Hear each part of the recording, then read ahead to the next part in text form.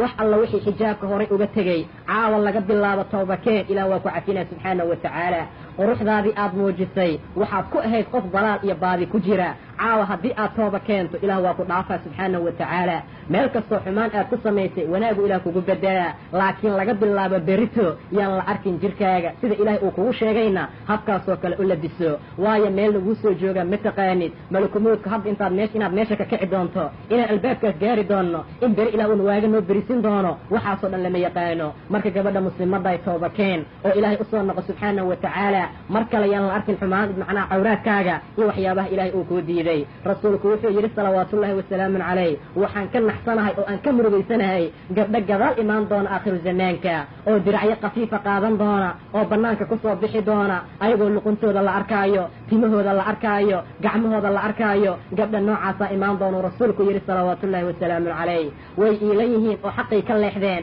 dadkiina xaqay ka leexinayaan gabdhaha noocaasa ha la wacdiyo xaqa ha loo sheego hadday diidaanna hala lacnado maxaa yeelay malcuunin waaye waa kuwa la lacnaday jannada ilaahay inay galaan iska dhaaf buu rasuulku yidhi wallaahan ku dhaarta inaysan carabteeda helaynin 500 oo sano meel loo socdo ayaa jannada carabteeda laga helaa xataa haddii la geeyo naagtaan la heli mayso mana arkayso jannada carabteeda rasuulku wuxuu yidhi silsiladooyin 70 dhudhun ah oo dhudhunka malaga ah oo naarta laga soo bixiyey ayaan arki doonaa ayagoo afka laga geliyey gadaalna looga soo bixiyey malaa'igta ay jiidayaan cadaabkana loo sii wado waa ii qaylinayaan yaa muxamed ayay dhihi doonaan intaan gadaal u fiiriyaan leeyahay ha ila hadlina diinta waa idin soo gaarsiiyey ha ila hadlina waa idin sheegay xaqa ha ila hadlina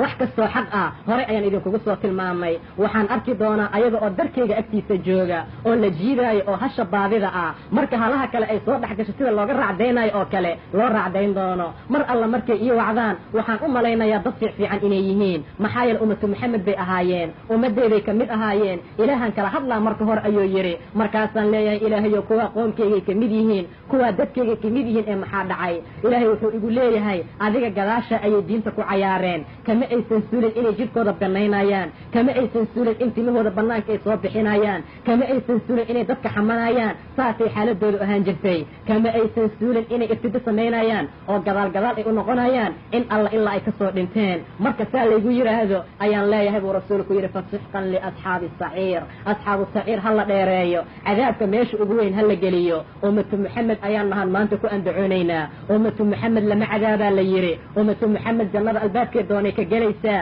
ummatu maxamed xaqiiqa waxaa loola jeedaa qof ilaahay diintiisa raacay subxaanahu wa tacaala walaalay haddii aad tahay ummatu maxamed xaqiiqa ah jirkaaga dabool ilaahay ka baq subxaanahu wa tacaala diinta